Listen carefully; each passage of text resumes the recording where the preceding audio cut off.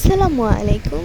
তো আজকে রান্নার জন্য প্রথমেই আমাদের বাগান থেকে তুলে নিচ্ছি সুগন্ধি লেবু পাতা। এই লেবু পাতার ঘ্রাণ রান্নার স্বাদকে অন্য মাত্রা দেয়। এরপর কেটে নিচ্ছি একেবারে বাড়ির তাজা কচু শাক। নিজের বাগানের টাটকা শাক দিয়ে মাটির চুলায় রান্না করার স্বাদই আলাদা। চলুন এবার রান্না শুরু করি। গ্রামের একটা সুবিধা হচ্ছে সব কিছু বাজার থেকে কিনে খেতে হয় না। এই যে দেখতে পাচ্ছেন আমাদের বাসায় আছে পাট শাক, তারপর কচু শাক, এগুলো আমরা খাই সাধারণত। তো দেখতে পাচ্ছেন কত তাজা তাজা কচু শাক, এর স্বাদ এত মজা। তো এগুলো সুন্দরভাবে কেটে নিচ্ছি। তো তোমরা যদি চাও তোমাদেরকে পাট শাক রান্নার ভিডিওটা দেখাবো। তো কচু শাকটাও কিন্তু খুব মজা ছিল। আমরা কচুর ডাঁট, শাক সবই নিয়ে রান্না করব। তোমরা এভাবে রান্না করলে মজা লাগবে। আর সঙ্গে থাকতে একটা ইন্টারেস্টিং জিনিস, সেটা হচ্ছে লেবু পাতা।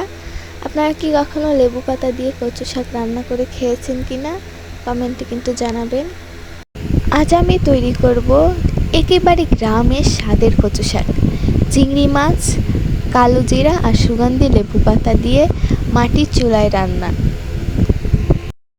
ধোয়া ওঠা ভাতের সঙ্গে এই সুগন্ধি লেবু পাতা দিয়ে কচু শাক খেতে দারুণ মজা লাগে। প্রথমে মাটির চুলায় কড়াই বসিয়ে তেল গরম করে নিচ্ছি। এরপর কাটা কচু শাক ভালোভাবে নেড়ে মিশিয়ে দিচ্ছি। কচু শাক থেকে পানি বের হবে, তাই আলাদা করে পানি দেওয়ার দরকার নেই। ঢেকে মাঝারি আছে রেখে দেব, সঙ্গে একটু লবণ দিয়ে দিচ্ছি। ধীরে ধীরে শাক নরম হবে। আজকে রান্নার জন্য নিচ্ছি কাঁচামরিচ, রসুন, পেঁয়াজ, লেবু পাতা আর চিংড়ি মাছ। এই চিংড়ি মাছটা কিন্তু বাজারে কেনা নয়, তাই স্বাদটাই ছিল খুব।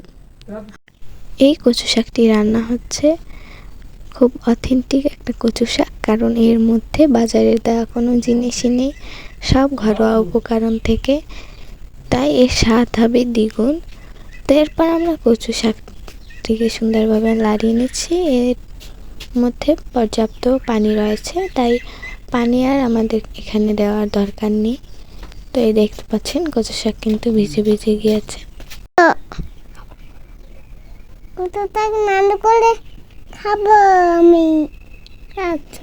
আমাদের বাসার ছোট থেকে বড় সবারই কচু শাক পছন্দ। তো মাটির চুলায় রান্নার জন্য সব প্রস্তুত করে কড়াইতে তেল দিয়ে দিলাম। এরপরে তেলটা একটু গরম হলে দিয়ে দেবো পেঁয়াজ কুচি, রসুন কুচি আর কাঁচামরিচ, তেল কুচি। তো এরপর সব কিছু দিয়ে সুন্দরভাবে নাড়িয়ে নিচ্ছি।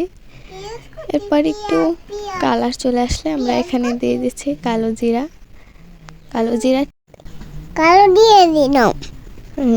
জিরা দিয়ে দিচ্ছি। দিয়ে ভালো করে নাড়িয়ে নিচ্ছি।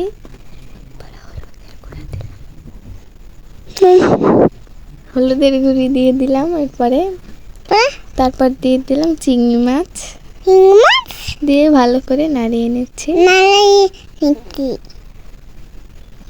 তো এরপর দিয়ে দিচ্ছি সেই বিখ্যাত লেবু পাতা।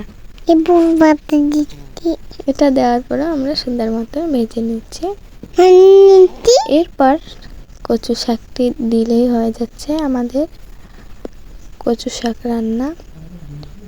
তো এই উপকরণগুলো দেখে নিলে আপনারা আমাদের মতন এরকম সুন্দর খাবার তৈরি করতে পারবেন।